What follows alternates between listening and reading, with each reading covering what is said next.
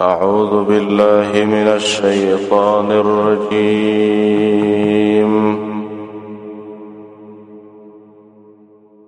بسم الله الرحمن الرحيم.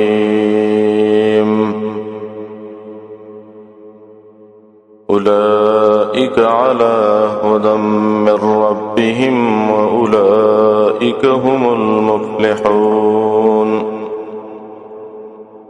إن الذين كفروا سواء عليهم أأنذرتهم أم لم تنذرهم لا يؤمنون.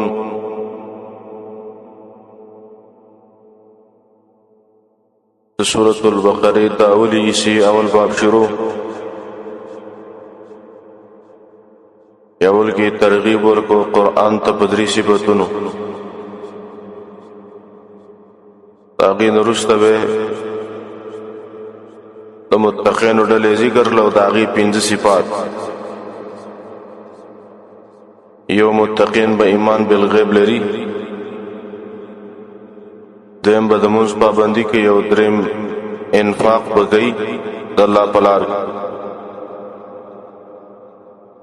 او څلورم ایمان به لري په قرآن او په مخکنو کتابونو،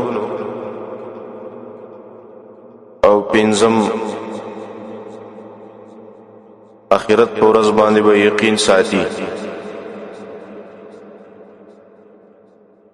نن پنځم نمبر آیت کې نتیجه ذکر کوي. یو سړی به وایي چې ما دغه صفات ځان کې پیدا کړل، پیدا به څه وشي؟ الله یې پیدا ذکر کوي. شپږم نمبر آیت نه وروسته دویمه ډله ذکر کوي، هغه ډله د کافرانو، او بیا به درېیمه ډله ذکر کوي، هغه ډله د منافقانو. اتم نمبر آیت نه د هغوی به 15 صفات راوړي، او آخر کې 2 مثالونه ذکر کوي. اولئک علی هدی من ربهم، دغه صفتونه والا الله وايي په پوره هدایت دی، من ربهم طرفا د رب د دوی نام. دی آیت کی ذکر کئی بشارت دنیوی او اخروی. دنیوی جزام ذکر کئی علی هدن، اخرویم ذکر کئی المفلحون مانا کامیاب دی. اولئک دا اسم اشاره دا پسیغی دا جمع سرا ټولو ته شامل دی. ونه دغه صفتونو والا چې ایمان بالغیب دی، انفاق دی، صلات دی، منځ دی، ایمان دے پا قرآن او پا پخوانو کتابونو، یقین پا آخرت. دغه صفتونه چې یو سړی جمع کی علی هدن، الله وی په هدایت. په ضمیر او په اسم اشاره کې فرق داده، ضمیر کی نفس ذات مراد دی، او اسم اشاره کی ذات مع صفت مراد دی. اولئک منا دغه صفات والا که صحابه او که نور خلق یو دا صفات په کې راجمع شو، علی هدن دی په هدایت دی. علی هدن هغه هدایت عظیمه چې د دوی د رب د طرف نه راغلی دی. هدن کی تنوین لپاره د تعظیم دی. هر سړی د هدایت دعوه کوي. فرعونم د هدایت دعوه کړي وا چې زه په سملار باندې ماناکار مولین موي چې موږ په هدایت یو. د هدایت دعوی کوي، الله پرد کوي چې نا اعلی هدن په هدایت دی. کم هدایت دی؟ من ربهم طرفا د رب د دوی نام. هغه هدایت چې د دوی د رب د طرف نه راغلی دی، په هغه هدایت باندې دغه خلک دي. واولئک الله دغه 5 صفتونه والا هم المفلحون، خاص دوی کامیاب دي. هدایت خود دنیا صفت شو، دابل صفت ذکر کوي فلاح. واولئک دوباره راوړو دا تکرار ولې وکړو، حرف عاطف سره ولې راوړو؟ حرف عاطف راوړو چې د مخ کې حکم کې دام داخل شي. دا ام مرکب دی په صفات مخکنو باندې. انا و اولئک دغه 5 صفاتونه والا چې مخکې تیر شو، دی به کامیاب امی. نو اولئک دوبر راوړل لپاره تاکید دغه صفاتونه 5 صفاتونه سبب دی لپاره د فلاح او د کامیابی بدلته اولئک دای معرفه ذکر کړي او المفلحون ام معرفه ده ضمیر فصل په منځ کې راوړل دی په حصر دلالت کوي منا و اولئک او دغه 5 صفاتونه والا هم المفلحون خاص دوی کامیاب دي دوانه معرفي دي په منځ کې پس الله غو تخصیص ifade کوي المفلحون دا د فلاح نه ماخوذ دي فلاح لغت کې نفس یو شی سری کول او یو شی رئیستل قطع کول جدا کول نو څوک چې کامیاب شو دی مصیبتونه وشړول او ځان جنت ته ورساو به قران کې فلاح صرف د جنت لپاره استعمالي کی دنیا کې فلاح نشته ده ځکه فلاح هغه ځواني ته وي چې هغه پسې بوډا توب نه یا هغه عمر ته وي هغه خیزندګي ته وي چې هغه پناه نه نو دنیا کې هڅو فلاح والا نشي جوړل تر څو پورې چې جنت ته رسیدل اولئک هم المفلحون دلته دي کې بشارت کامله ده پوره بشارت ده چې دا 5 صفاتونه والا چا 5 صفات چازان کې راوستل دا بس پوره کامیاب ده ته جنت والا انسان ده ان الذين كفروا سواء عليهم انذرتهم ام لم تنذرهم لا يؤمنون دا زجر ده کافرانو ته چې کفر کوي په کفر عنادي سره او به تخویب ذکر کوي رب د آیت مخ کې سره ده دې طرف ته تضاد وي ضد شی چې ذکر شي نو دام یو قسم مناسبت ده الاشیاء تتبین بازدادها شی چې معلومیږي په ضد باندې معلومیږي کنه ته یو شی ذکر کو به دا غي بل ضد خپل معلومیږي مخکې ویلې چې ایمان بالقران سره هدایت او فلاح حاصل شو وسوي چې انکار د قران نه کې عذاب برازي کنه به کافر کیږي په دې باندې انسان کله چې یو سره د قران نه انکار ان الذين كفروا يقرنا کسان چې کفر کړي کافر په دوه قسمه دی یو ښکار کافر دی زیدي نو دا مقابل د المتقین دی دې د وجه نه بیا مخکې ذکر کوم متقین مخکې راوړو دمه پسې کافران راوړو دریم منافق دی نو دا غي تقابل د مؤمنانو سره دې تم رخکار نه دی ښکار ګرځي راګرځي مؤمنانو کې لیکن پټي هغه رست ذکر کوي نو کله چې مؤمن معلوم شو او کافر معلوم شو منافق خپل ښکار کیږي چې دغه منافق دی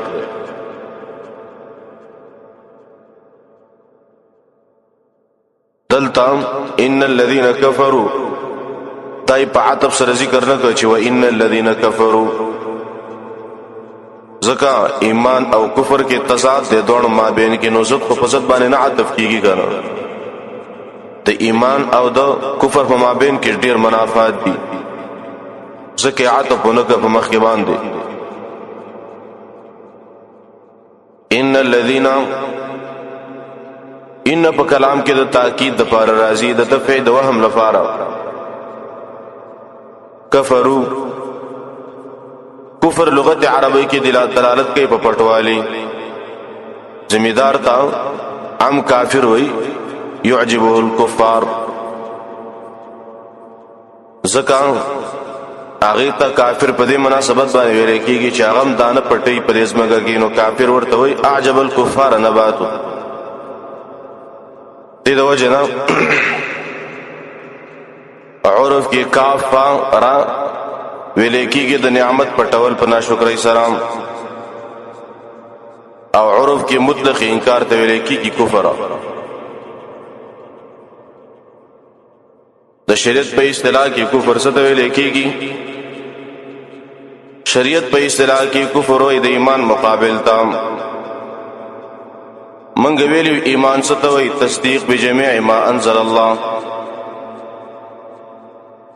نبی صلی الله علیه وسلم باندې چې الله څه نازل کړی دی پاغي باندې تصدیق کول دي ته ایمان وای، او چې انکار دې ته وکړو دي ته کفر وای کړه. بس کار حاصل دا کفر څه ته وای. نبی صلی الله علیه وسلم چې کوم دین راوړی دی هغه نه منل دي ته ویل کېږي کفر. اقسام د کفر خطیب شربینی رحمه الله لیکلی کفر په څلور قسمه ده. یو نفس انکار دی چې یو سړی وایي ته نبی نه منم قرآن نه منم انکار ته وکي. دویم کفر جهود دی سخت انکار کول مخالفت کولم. دریم کفر عنادی دی د عزت د وجنه قرآن حدیث نه منل. څلورم کفر النفاق دی د منافقت کفر دی. سواء علیہم برابر خبره ده په دوی باندې انذرتهم کیر ورکه دوی ته. سوال راځي ډیرو کافرانو خو ایمان راوړی دی نو څنګه الله وایي برابر خبره ده په دوی باندې کیر ورکه او کیر نه ورکه ایمان نه راوړي. مفسرین جواب کوي دلته مراد د کفر نه کفر عنادی زدی دی. هغه کافر ته کته ير ورکه او کچیرته تا ير نه ورکه هغه ایمان نه راوړي. کم کافر چې هغه زدی دی عنادی دی هر څومره دلایل وته پیش کی ایمان نه راوړي. سواء علیہم سو کوئی دا مخکې د پاره خبر دی او رست لا یمنون تحال له یا دا بل خبر دی غره قولا دی. سواء علیہم منځ کی جمله حالیه ده او رست لا یؤمنون د ان د پاره خبر دی. سواء علیہم سواء مصدر دے که حال شو که خبر شنو الذین باندې حمل لکیږي. جواب دا مصدر مبنی للفاعل دے مستوین سره دے. سواء بمعنى مستوی من مستوی علیہم الانذار وعدم الانذار برابر دے په دې باندې ان يرول او نه يرول. کیر ورکیو کیر نه ورکه بس دا دي کافرانو باندې برابر دي ایمان نه وروړي. انذرتهم دې کې دا حمزه استفهامیه ده او دلته دویمه حمزه چې دا حمزه د باب افعال ده. دلته استفهام مقصد نه ده بلکې دلته سواء معنا د تاکید تسویت د لپاره حمزه راغلی ده او امم راغلی ده تاکید تسویت د لپاره. انذرتهم منا کیر ورکه دوی ته ام لم تنذرهم کیر نه ورکه نو د ایمان نه راوړي. سوال راځي کیر ورکه او کني ورکه ایمان نه راوړي نو دعوت وتولي کومنګا به خدا دعوت به پیدا شکنه. جواب دار سواء علیہم معنا برابر خبره ده په دوی باندې دعوت په دوی باندې اثر نه کوي. هغه ته پیدا نه رسي لیکن تا ته دعوت پیدا درکې کنه ته داعی دعوت کوه دعوت خپل پیدا ده. انذرتهم انذار ستوي لیکيږي الاعلام مع التخويف. انذار وای خبردار سره د یې نام. به سوال راځي دا هو چې کوم د انبیاء تعالی کتابونه ورکړي و نو انبیاء به دوه کارونه کول یو به انذار کو بل به تخویف ورکو تبشیر. انذار تبشیر نو دلته صرف انذار ذکر کړی دی کیر ورکه او کیر نه ورکه خود سینې دی ویل کیر ورکه او کیر ورکه ایمان نه راوړي. تبشیر ولی ذکر نه کو د څه به ویل ابشرتموهم ام لم تبشرهم کتا سودی ته یې زیره ورکوي او کزیره نه ورکوي انذار ولی ویو. جواب دار دی کافران دي اهل بشارت نه دي چې څوک ته زیره ورکی او په مقام د دعوت کې انذار ډیر مؤثر دی. چې کله یو څوک عنادي کافر یو زیدي او هغه ته زیره ورکی نو دا ډیر اثر کوي په نسبت سره تبشیر د چې ته زیره ورکی. نو کله چې انذار پیدا نه ورکی نو بشارت کو په طریق اولا باندې پیدا نه ورکې نو ځکه بشارت ذکر نه کو انذار ذکر کوم. لا یؤمنون کدا بل خبر شنو بیا دا جمله مستانفه ده او استئناف لیکي کی جواب د سوال مقدره تا دلته مخکې ویلي انذار او عدم انذار برابر دي، نو هغه عدم انذار د انذار په شان دی او که انذار د عدم انذار په شان دی. هر کله چې عدم انذار د انذار په شان شي نو بیخ خلق دی که انذار نه کې نو اثر په کوي. نو لا یؤمنون کی اشاره ده ته چې انذار د عدم انذار په شان دی، انذار هم پیدا نه ور کوي پاتې عدم انذار. به سوال راځي دلته الله فیصله وکړه چې دوی ایمان نه راوړي، نو آیا د دوی په ایمان نه راوړلو باندې به الله راضي؟ جواب دا دی دلته الله موږ ته اخبار خبرداري راکړي دی او اخبار مستلزم د رضا لپاره نه یو. الله موږ ته ویلي چې دوی ایمان نه راوړي، نو دینه خدای نه لازمي چې الله دې په عدم ایمان باندې راضي. لا یؤمنون منا ایمان خو نه راوړي. او بل ځکه الله وی ولا يرضى لعباده الكفر، الله د خپل بندگانو لپاره کفر نه خوښوي او اخبار دی په اعتبار تقدیر سره، او تقدیر علم خو زموږ سره نشته دی، علم د الله سره دی. ختم الله على قلوبهم وعلى سمعهم وعلى أبصارهم غشاوة ولهم عذاب عظيم. دی آیت کی تخویف دنیوی و اخروی نرست ذکر کیا، دا تخویف دنیوی شو او تخویف اخروی پس د زجر نامخ کی زجرو. اس دی آیت کی تخویف دنیوی ذکر کئی تخویف اخروی. ختم اللہ ختم ولیکی کی پلغت عربی کی یو شی اخر تر رسول د خلک وی کتاب می ختم ک معنا اول نه تر اخر ته ورسو، پلانې کار می ختم کو معنا اول نه تر اخر پورې می وکاو. ختم په لغت کې دی ته وی ختم په معنا د مهر سره مرাজি دي ته لازم عرفي وی شی چې اخر ته ورسیږي نو مهر په ولګي کنه خلک په مهر وی. کتاب اخر سره ته ورسید مهر په ووا، عارضه اخر سره ته ورسید مهر په ووا، عارضه دی وکتل الکټا پیغام دې ته مهر وی. اصطلاح کې مهر ستوي انسداد الشيء من جميع جوانبه، یو شی د ټولو طرفونو نه بندول دي ته ویل کیږي محرم. ختم الله دلته د ختم نسبت شوه دی الله ته چې الله په مهر لګولې دي، سنن ول الله بند کړی دي. د اهل سنت والجماعت مسلک زاده چې خالق د خیر او د شر الله دی، خو لیکن کسب د شر الله نه کوي، قبیح کارونه الله نه کوي، الله داغي کسب نه کوي، بلکې قبیح کارونه انسان په خپل اختیار سره کوي. دی انسانانو ته الله دولاري خودلې دی، یو د ایمان بل د کفر. الله تعالی دې چې ګوره د ایمان په لار باندې راشه، دا انسانان په خپل اختیار باندې د کفر لار غوړي کی، په دې کې خو الله مجرم نه دی بلکې دا جرم دی په خپل کوي. ختم الله دا یا د مخې د لپاره علت دی، لا یؤمنون ایمان نه راوړي ولې ځکه الله په مهر وهلې دی. بلکې قرطبی ابن کثیر دې ذکر کوي امت اجماع کړي د پدې باندې چې الله تدلته چې کوم دی پدې چې الله نسبت د ختم او تبع ځان ته کړي دی، الله په مهر لګولې دی د دې پرې ژوند دی. دا په طریقه د جزا ورکولو د کفر سره کوي. دا خلق دومره کافر دي زدين دي عنادین دي چې الله په اخر کې مهر استو ایمان نه وروړي دوی، نو دوی ته الله سزا ورکړه د دې د کفر. ایمان نه راوړي نو چې ایمان نه راوړي نو ختم ولا پکار دی، اخر کې پیسته مهر الله ووا چې بالکل ایمان دی نه راوړي. نو علی قلوبهم علی رازی لپاره تاکید د ختم د تراغله د احاطه لپاره ما نزل کې چې کوم دی خالص نشته دی.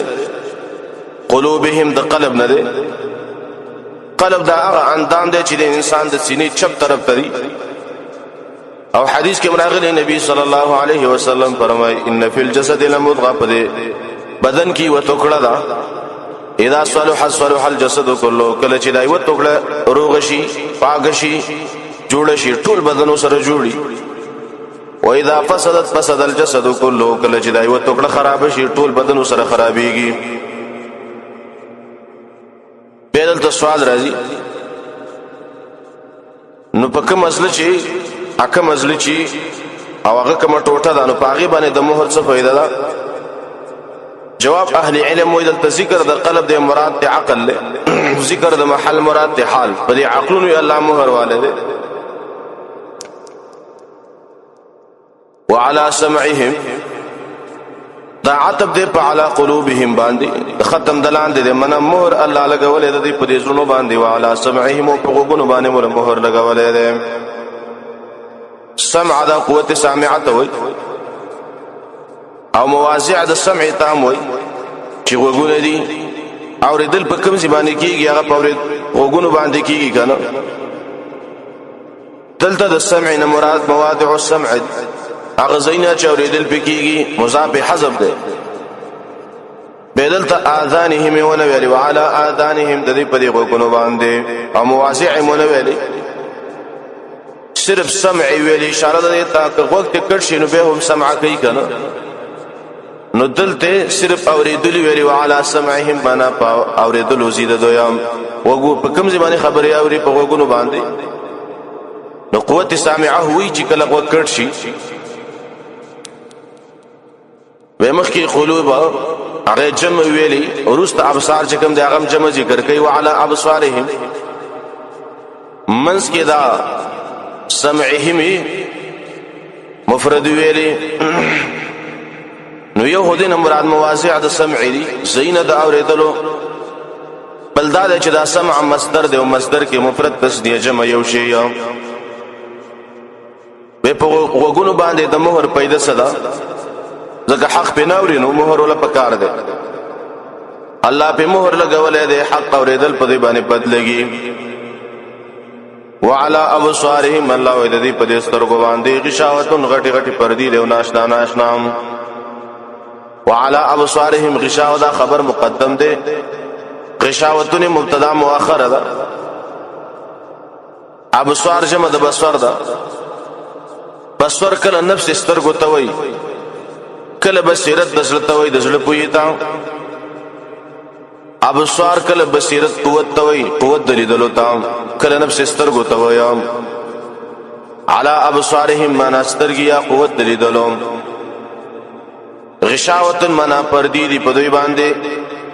غشاوتن یې نکیره ویلې، نکیره هغه ځای کې استعمالیږي چې یو شی ډېر ناشنای د دې په دې سترګو باندې پردې دي خو لیکن موږ یې نه پېژنو، ناشنا ناشنا پردې دي. غشاوتن کې معنا د پوره پټوالي ده، داسې پردې دي چې دا سترګې یو له مکملې پټې کړي دي. ولهم عذاب عظیم او د دې لپاره عذاب دی د لوی شان والا. ولهم لهم یې د مخکې راوړه د عذاب عظیم نه د لپاره د حصر خاص الله وی د دوی لپاره عذاب دی د لوی شان والا. عذابون د عذبون نه ماخوذ دی. عذب په عربی کې ویل کېږي حبس او منع ته، وګو اوبو تم عذب ویل کېږي ځکه تند منع کوي که نه چې تند منع کی. اوس عذاب ته عذاب ولې وایي؟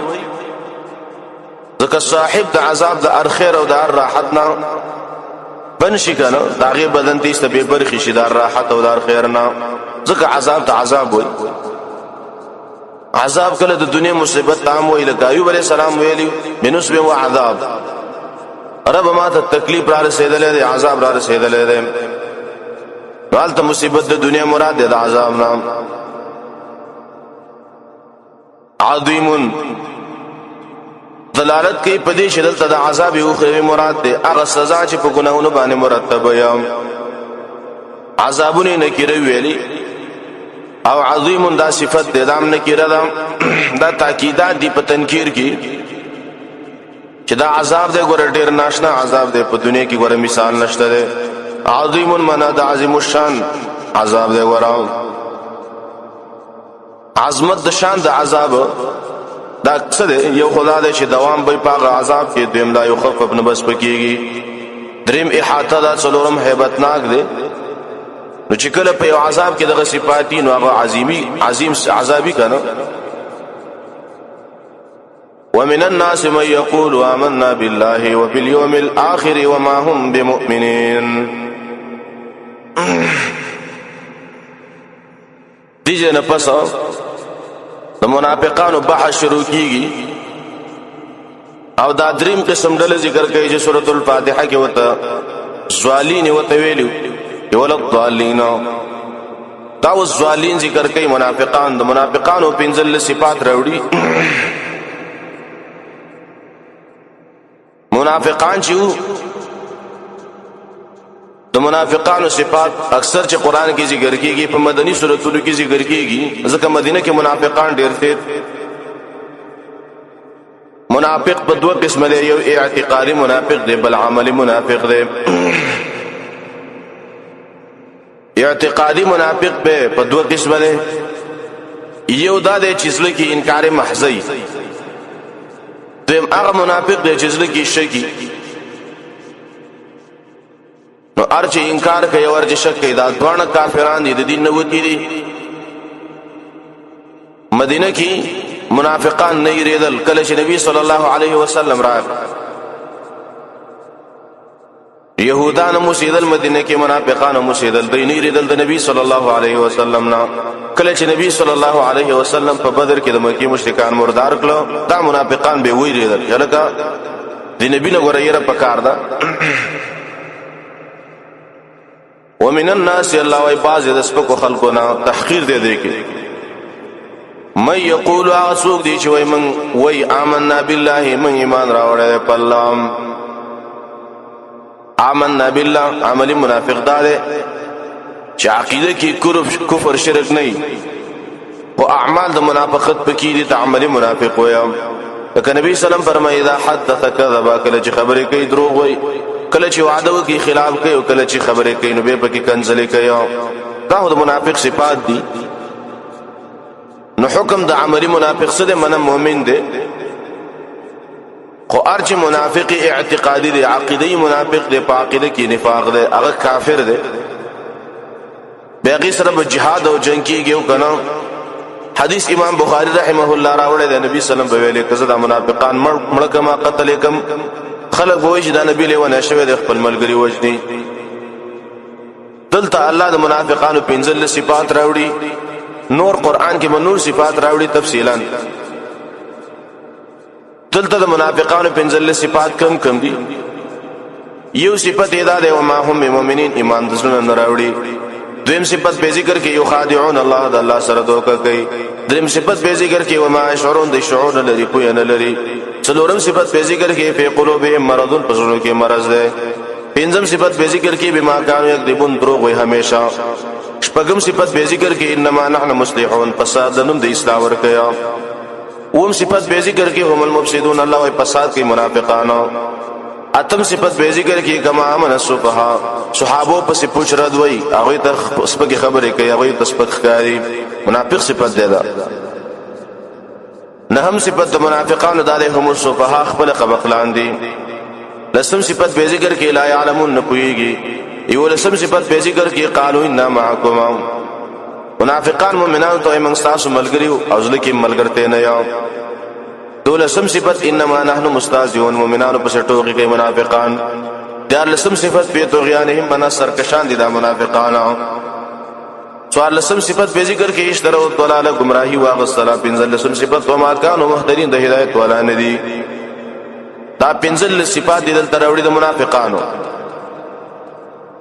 په دې ټولو صفاتو رجع درې صفاتو ته کېږي، لکه څنګه چې د متقینو اصلي درې صفاتو، د کافرانو دریو، دغه رنګ د منافقانو اصلي صفات درې دي. یو خداع کوي، دویم فساد کوي، دریم صحابو پورې سپکې سپورې وي. خطیب شربینی لیکلی دي د منافقانو ذکر الله ولې په قران کې کوي، ځکه دای اخپس کافر دي. یو په دې منافقانو کې کفر دی، بل کفر سره ډیر ناکاره عملونه کوي، ځکه ډیر خبيثان کافران دي منافقانو. په پاول کې تعریف د منافقت، منافق چاته ویل کېږي؟ منافق هغه چاته ویل کیږي چې په خله باندې اقرار کوي خو لیکن پزله کې هغه شان نه یا په خله وایي زه مؤمن ما په خله مسلمان ته وایي استعمال غره ما په خله چې کوم خبرې کوي او پزله کې نه دي ته وایي منافقون. ومن الناس دا عتب کو په مخ کې باندې ان الذين كفروا باندې عتب دي زګه د کافرانو سره د منافقانو مناسبت شته. منافقانم کافر دي او کافرم کافر دي. نو ومن الناس کې و بعاطفه ذکر کو ومن الناس دي تقسیم کی دلته تقسیم ته اشاره ده چې انسانانو په اقسامو کې قسمونه دي. یو هم کې ذکر شو کافر نو صفات قسم ذکر کوي اشاره د تسلیل او توهین ته چې ومن الناس بعض د انسانانو ناس پک خلق دی الله ولا ځکه توهین سره ذکر کوي. من ها څوک یقولو چې ویا آمنا من ایمان راوړل دی بالله په الله باندې او بالیوم الاخر او پر ورځ د آخرت. مې یقول قول په قران کې په 15 طریقو سره راځي. یو قول د الله دی د الله وینا، دویم وحده لکه الله خپل انبیاء تکل دا، دریم قول لسانی منه د جبه وینا، څلورم قول چې کوم دی هغه په جبه او پسله په دوانو باندې اعتقاد د زړه او حکایت د جبه، پنځم د قول سله کې چې علی راشي بیا د اختراع د پاره راځي د دروغ د پاره یقولون علی الله الله باندې دروغ وای. دلته قول لسانی مراد د مؤمن به دو ذکر دي. به سوال لږ چې یو سړی صرف دا دو منین واه مؤمن کې دی نشي کنه. جواب دا دی ذکر د دې دو مستلزم دي ټولو ایمانیات دلاره. سړی په الله باندې ایمان راوړي خورز د آخرت بس ټول ایمانیات دي کرال.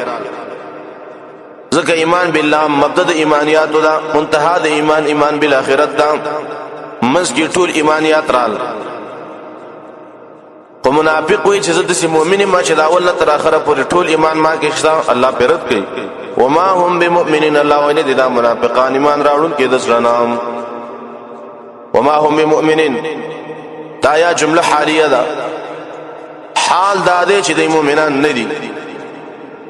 سوال مخ کې هودي اقرار ذکر کو چې امن نامنګ ایمان راوړل په الله دا هو تعارض دی دی وای موږ مؤمنان یو الله وای دی مؤمنان نه دي.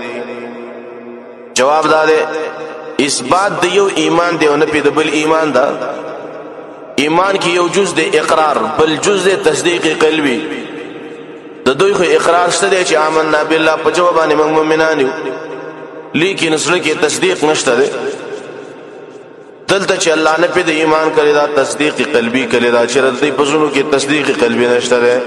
وما هم بمؤمنین معنا مراد دین دا ده چې نه دي دوی تصدیق کوونکي پزړم.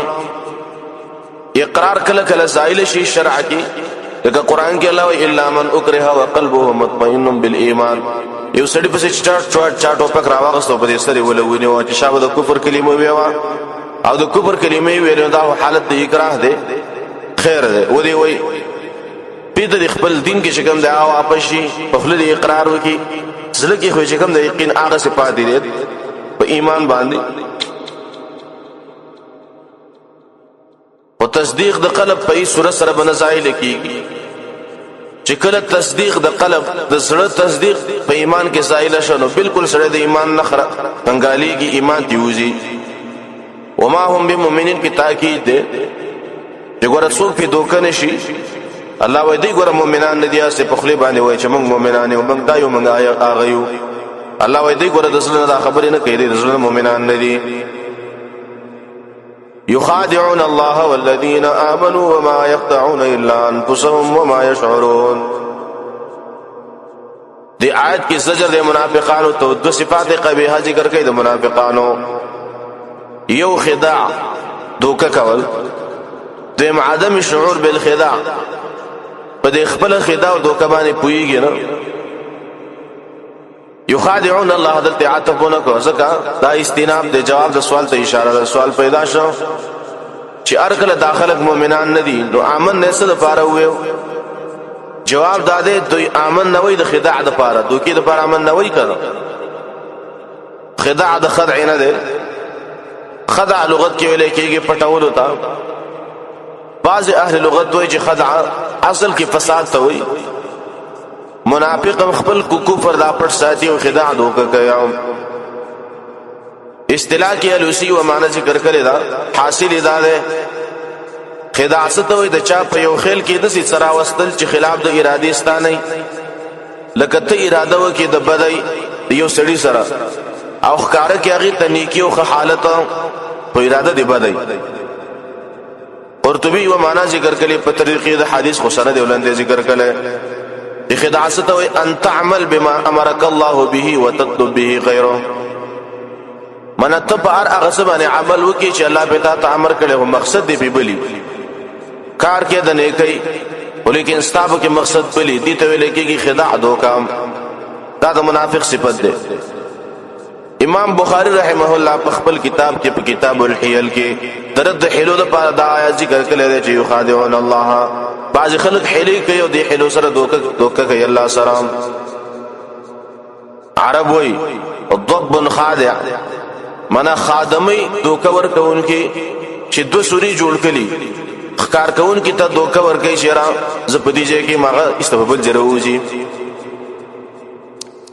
یخادعون الله سوال راځي یخادعون صيغه د باب مفعل ده نو مفعله صدور د جانبینو نه غواړي نو ايد الله د طرف نه خداع شتو کنه یو جواب ده چې شته د سورۃ النساء کې براشي او هو خادع الله دوی سره دوکه کوي د دوکي بدل ور کوي دویم جواب ده چې با مه وفعل ارزه کې د مغالبه د پاره ناراضي بلکې د مبالغه د پاره می کله کله ډېری دوکي کوي د الله سره کوي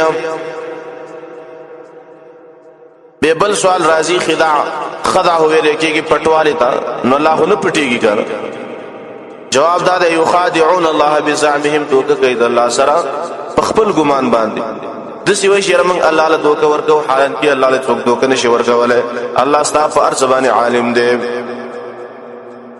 نو دوکه کوي د الله سره والذین هدا کسانو سره امنو چې ایمان راوړل دي هغه وخت کې د مؤمنانو مراد صحابه منافقان د صحابه سره دوکي کوي صحابه سره به دوکي کولې کنه آمنا به ویل چې موږ ایمان راوړل او قسمونه به هم کولم وما يخدعون الله ويدي دوکه نشي کولای الا انفسهم مگر د خپل ځانونو سره دوکه کوي دا دوکه په حقیقت کې د دې د ځانونو سره ده دي توي بیان د عقوبت د مخادعي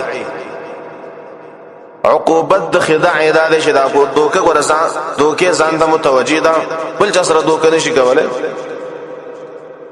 سوال راځي دلته خداع د مؤمنانو د پاره ول ثابت کړي چې مؤمنانو سره دوکه کوي نو وسوي چې نه د ځانونو سره دوکه کوي یو طرف ته اثبات کو بل طرف ته نه په وکړه جواب دا ظاهر دوکه د مؤمنانو سره د ظاهران خو لیکن حقیقت کې دا دوکه د منافقانو د خپل ځانونو سره ده نو ولی د خپل ځانونو سره دوکه کوي دا څه بخلان خلق دي الله او ما يشعرون قبخلان خودي کنه د شعور لري پويږي نه تابل صفت ده وما يشعرون سره عاطف کله ده دې سره د شرکت د مقابل نه سمت لمنه سره د شرکت د مقابل نه هغه کارم کوي خداعم کوي او پويګم نه کنه يشعرون د شعور نه ماخوذ ده شعورم علم توي او خاص علم بالمشاعر مشاعر معنا مشاعر محسوسات توي علم بالمحسوسات شعور وي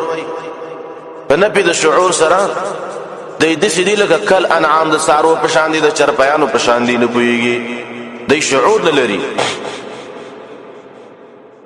الله یوم يخدعون د دوکه نشي کولای الا انفسهم مگر د خپل ځانونو سره او ما شعورون او د شعور نه لري الله نه پويږي في قلوبهم مرض فزادهم الله مرضا ولهم عذاب أليم بما كانوا يكذبون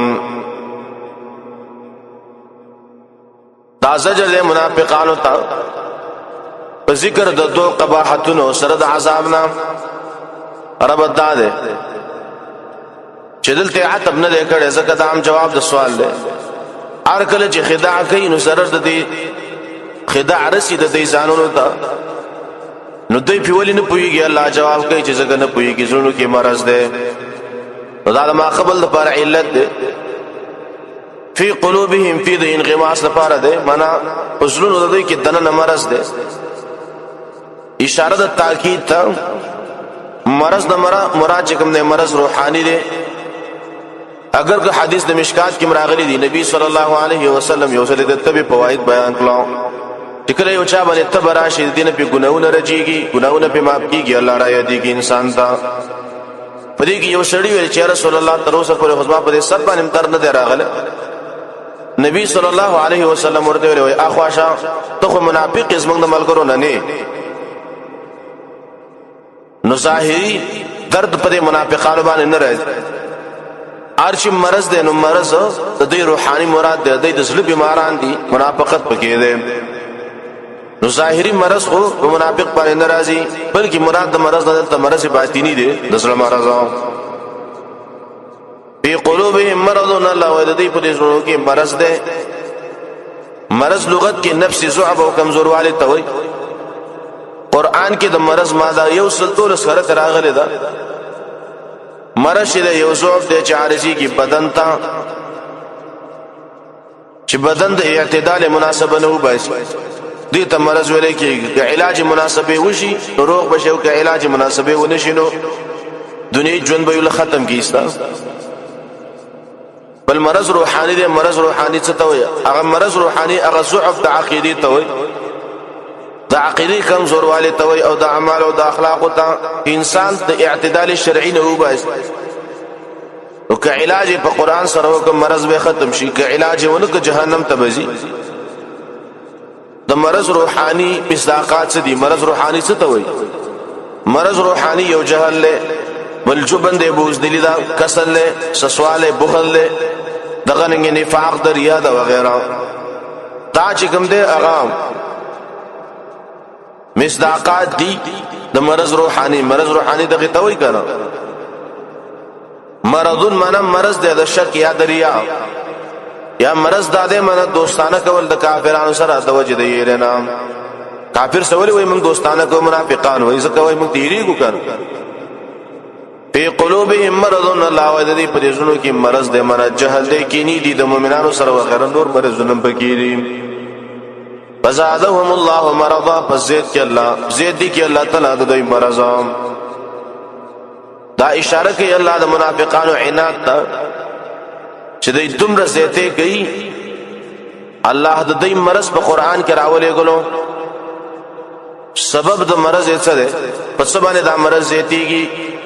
نو قران چې څومره زیات نازلېږي د دې د مرض سره یې اضافه کیږي، منافقت یې اضافه کیږي. امام قرطبي وایي دلته دا فزادهم الله مرضا دا خیری ام دی وایي یا الله مرض دې زیات کې، فزادهم الله فزید کې الله تعالی مرضون د دې مرضام. ولهم عذاب الیم، دا مز کې تخویف اخروی ذکر کړي. ولهم الله وایي د پاره عذاب الیم، عذاب دې درناک بما كانوا یکذبون، په سبب د دې چې دوی دروغ وایي همیشه. علیم دا وزن فاعل له، مؤلم معنا درد ورکون کې زونو تا. بعض مفسرین لیکلي دي چې علیم وزن فاعل له په معنا د فاعل نه راځي. علیم سمانه درد ورکړی شوی. سوال راځي عذاب له دردونه نه دی ورکړی شوی، عذاب خپل درد ورکړي. به وای دا صفت د مبالغه د لپاره د عذاب د سخت دی، لکه درد خپل درد ورکړي شي. نو عذاب کې خپلم عذابي، عذاب له نور عذاب ورکړي شي، نو سخت زید شي کنه. قرآن کې د منافقانو لپاره علیم ذکر کوي او د کافرانو لپاره عظیم ذکر کوي. مخکې ویلي ولهم عذاب عظیم، د کافرانو لپاره کې چې دغه لپاره عذاب عظیم دی. منافقانو لپاره کې وایي چې د لپاره عذاب علیم دی درناک. او دا کافرانو کفر چې دغه ښکارا دی او غټ دی، ځکه هغه له غټ عذاب ذکر کوي، ښکارا عذاب.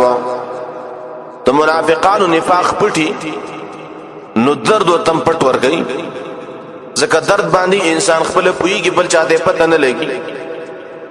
زمونږ یو استادو هغه شبکه شاګرد وو، نو هغه به سکارو کو په دې وخت به ول زور وکړو، وایي عذاب علیم ورکو. عذاب علیم دي ته چې بل چاته پته نه لګي، او صرف دې ته پته لګي چې رماته تکلیف ده. نو منافقان الله چې الله عذاب ور کوي بل چاته پته نه لګي صرف هغه ته پته لګي چې د اسمانه پر عذاب دی عذاب علیم دی ته وي بما كانوا يكذبون په سبب دې چې دوی دروغ وي همیشه دا سبب دی لپاره د عذاب علیم دلته چې کوم دی بما كانوا کی پای سببیه ده او ما مصدریه ده او ارچ کان ده نو کان داخل دی په فعل مضارع باندې کله چې کان داخل شي په فعل مضارع نو به استمرار پیدا کوي منا په سبب د همیشه دروغ ویلو منافقان العذاب علیم دی ولی زکه همیشه دروغ کوي کنه به کذب د منافقان عام دی مخکی ویلی آمنا بالله دی کوم کذب دروغ ویا په عام حالاتو کې دروغ وای خداع هم کوي دوکي مور کوي ټول دروغجن دي منافقان به کذب دروغ ویل دا ګناه کبیره ده څوک چې دروغ وای دا مرتکب دا فاسقي نو کله چې یو سړی دروغ وای دا د منافقت صفت هم شکره ارچ ابراهيم عليه السلام باره کې کذبات راغلي دي هغه دروغ نه دي هغه توریه دي توریه دا مطلب چې دی قصې دی خبره دوه مطلب وي ستا مخاطب ته قریب مقصد واخلي او ته بعید مقصد واله ا توریه دا چې د په پاس زینو کې جایز ده لکه حدیث کې راغلي دي چې خپل خزه ته دروغ شی ویل ته خزه او څوک نشي مړول او نه راضي کوله ځان نه نشي راضي کوله دا هغه غوښتنې ډېری دار او هغه راوړه بس کور ته شو دی ته چې خزه یره ما ته ډېر ګرانه او دا شی چې درته کم یاد کړي او جامع و غیره اس طرح نه یې رشه تاسو به چې پیسې نه ته دروغ او چې رزمانه یې ته خزه ته چې دروغ ونه وینو هغه به خپکیږي د چې په پختینه پیدا ده خپل خزه ته دروغ شی ویلې دویم کله چې دوه مسلمانان جوړه دوه مسلمانانو مابین کې دروغ شی ویلې څه مطلب یو کس دی بل سره جوړه نو هغه یو کس ډېر تیزی خبرې وکړي او تور شپل ته شل کس تابعی صفت وکړه هغه ته دومره ګرانه به د بل ورشه دی بل ته شل کا هغه ستاس دونه صفاتونه کوي نو صفاتونه نه کتاب کې دروغ ویل د اسلام لپاره دا جایز دي د غرانګي جنگ کې دروغ شویل چې کله د مسلمانانو کافرانو جنگي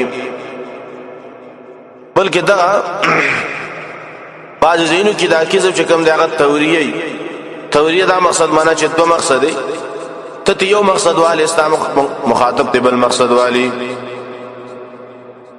کیسه په لغت کې تردد او خطا ته وای لکه بیزاوی وای کذب الوحشی منا وحشی سناور باندې چې کله روب راشي نو کله یو خوا منډه کې کله بل خوا منډه کې ور خطا شي یا سورۃ نجم کې براشي ما کذب الفؤاد ما را التلغوی معنا مراد دا تردد او خطا او رعب نو الله وای دوی د پر عذاب علیم دی بما كانوا یکذبون په سبب د دې چې دوی دروغ وای همیشه دروغ وای دوی واذا قيل لهم لا تفسدوا في الارض قالوا انما نحن مصلحون د دې څخه نرستا دی آیاتونه چې ذکر کړي دا آیاتونه دا په عطف سره راوړي دی آیت کې زجر دی یو صفت منافق ذکر کړي صفت ادا دی قالوا انما نحن مصلحون موږ د اصلاح والایو منافق سره کار کوي د فساد نو مولا د اصلاح ور کوي عطف کړي دی و اذا قيل فمخ کې باندې دی کې اشاره ده چې دام یو سبب دی د اسباب د عذاب نه په دې باندې انسان ته عذاب بلاوي عبارت د څه دی ولهم عذاب الیم من بما كانوا يكذبون وبما اذا قيل لهم دوی د پر عذاب علیم دی په سبب د دې کله چې ویل شي دوی تام چې فساد مکوئ پس مکه کې دوی ما کوئی اصلاح کوم و اذا قيل اذا رازل فرد عموم الاوقات اگر شي کلیت لپاره نه خود عموم د پاره ای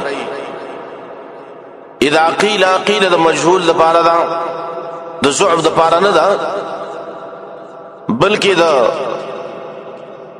مجهول لپاره د تعمیم د پاره مجهول او د ضعف د پاره نه بلکې د تعمیم د پاره دا قيل معنا فاعل عام ده فاعل ذکر نه چې ارزو کو ته وای چې لکه فساد وکوا لا تفسدوا فساد په لغت کې وای وتل د یو شی د استقامت نه یا فساد معنا د بے پیدې کېدل خسا کېدل لکه عرب وای فسدت الثمر میوه بدبوې شو نو الته د فسادت نه مراد هغه څه دی منه خصاش ولګنه عرب کې فساد سمانه جنگونه کول نظامونه خرابول آبادی نړنګول دې ته ویل کېږي فساد به فساد په مقابل د صلاح کې راځي خطیب شربینی لیکلی دی ار هغه شی چې ضرر پکې او ار ضروري چیز ته کوم د فساد وي لا تفسدوا کې نه دا اسباب د فساد زمانہ فساد اسباب ما پیدا کوي فساد مکوي په الارض منا پس مکه کې دلته د فساد سره خاص مکه ذکر اسمان ذکر نه کوي چې فساد مکوي پس مکه اسمان کې زمکه تخصیص ذکر کوي ځکه اسمان کې طاقت دین رسي کنه اسمان کې وس نه رسي دوی قالوا نو دوی وای انما نحن مصلحون یقینا من یو د اصلاح علام امر قبیح دا چې فساد کوي او فساد مسما کوي په اصلاح سره دا د قباحت دی ګره څوک چې ګناه کوي نو ګناه ته ګناه وای کنه دا ګناهګار دی خو ځه خفیف دی او چې یو سړی فساد کوي او به ګناه کوي او ګناه لنوم د اصلاح ور کوي فساد لنوم د اصلاح ور کوي دا غټ ګنده انسان دی او دا غټ کافر دی او غټ منافق دی مصلحون معنا موږ جوړخ کو یا موږ خکار کو تاکید دی پکې انما نحن مصلحون کدا انما تاکید د پاره ده نحن ضمیر فصل د تاکید د پاره ده بل تعریض کې صحابه ته چې فساد موږ نه کو بلکې تاسو کوي اے صحابه لکه مشرکان بدعتین داخله د شکار کوي چې موحدین په فساد باندې مسما کوي چې داخله راغلي دي فساد ته جوړي شر جوړي حالن کې هغه قرآن او حديث خلکو ته ویا دیو ته فساد نه وي الله پرد کوي الا خبردار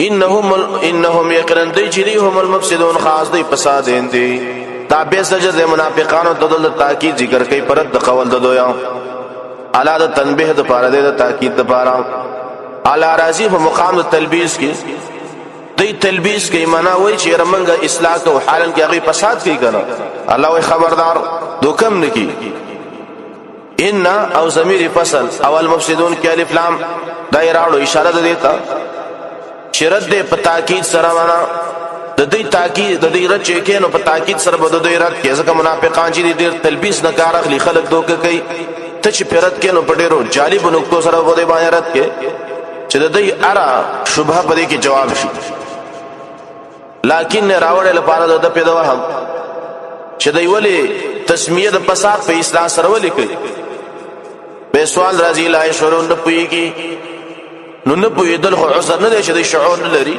دا خو نه پويږي اسم بس قمقلان خلک دي خیر دی جواب دا دی عدم شعور عذر نه دی بلکې د تحقیق د حق پر خود لري حق تحقیق نه کوي بلکې هم د په خپل گمراهي کې ور په مخ دي فسادونه کوي او به فسادونه هم د اصلاح ويام ذکر الله خبرداري نو مې قرندا منافقان چې هم المفسدون خاص دي فسادین دي ولکن لا يشعرون لیکن د شعور نه لري پويږي نه پر خپل فساد باندې الله تعالی